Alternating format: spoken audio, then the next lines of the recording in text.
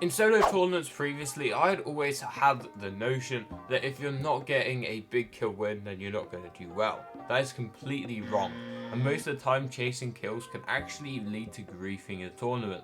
As soon as I realised I only wanted a big win to impress my friends, it was going downhill quick. And that is why I decided to change it up and play placement for the first game. As you can see from the screen, I'm still getting some kills, some nice kills at that, and I'm still getting to endgame. Most of the time when you try and play for kills, you'll end up doing stupid things, jumping in people's boxes, but if you don't play for kills, the kills will come to you, literally. There's people gliding through the air all the time in this meta because they're bad at padding, especially in game 1 when they've no clue what they're doing.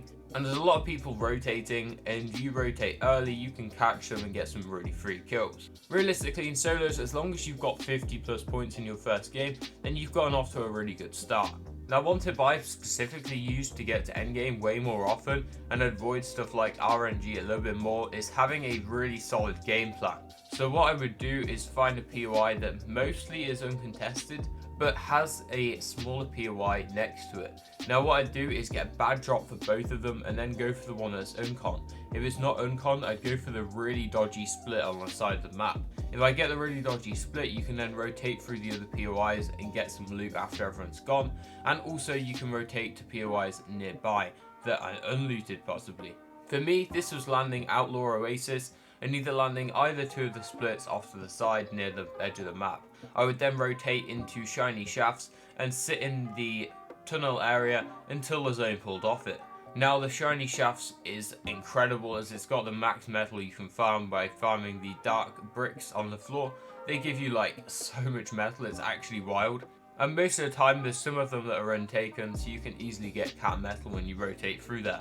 From then on, every time I'd get into zone, I'd either find a bush or box up insta. And I'm literally the box fighting goat, so if anyone tries to box fight me or anyone tries to push my wall, they're already dead. So if I had to recommend one type of training for in-game, I'd recommend box fights, because box fights are the most important thing. If you're a good defensive box fighter, even tier 1s are going to struggle to fight you because you can just play super defensive, get some counter shots, and then you're looking well and truly up. This is how with 3 of the 4 endgames you've seen here on the screen, I've managed to come to endgame almost cap, which has made me be able to overbuild an endgame and just be really solid in everything I do.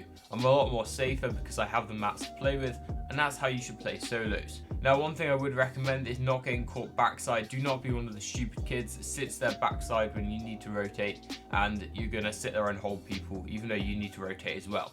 If you're in front of people, always rotate early. It's a free half a rotate. As soon as zone pulls, you should be moving with your bat. And a really massive piece of advice I found in solos is not jumping with the bat is crazy strong.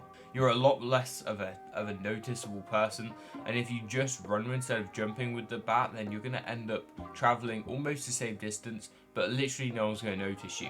As soon as you jump, you put yourself in everyone's eye line, you put themselves in your vision, and they're instantly going to start shooting you, and because you're in the air, you can't even build, so it's a bit of a lose-lose situation. But if you just run, it is so good, I'm telling you. It's actually one of the most underrated things so far this season.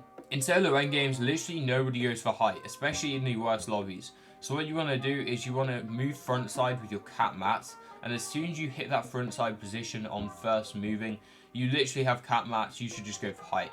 Just 90 up to height and just keep it the entire game, or until as long as possible. That's what I did 2 out of these 3 games, and it works so well.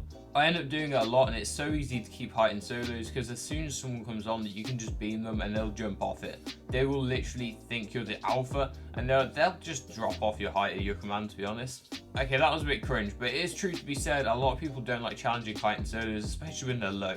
So most of the time it is a free keep, especially for those low level lobbies. If you want to get better at fighting, so you can do better box fights, you can do better realistic fights, then make sure you head over to the link in the description where you can find the Destiny's Users Fighting Masterclass.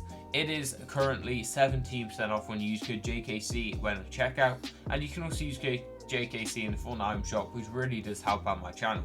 We're aiming for 18,000 subscribers, so make sure you click subscribe, and that is the majority of the tips I have for you this video.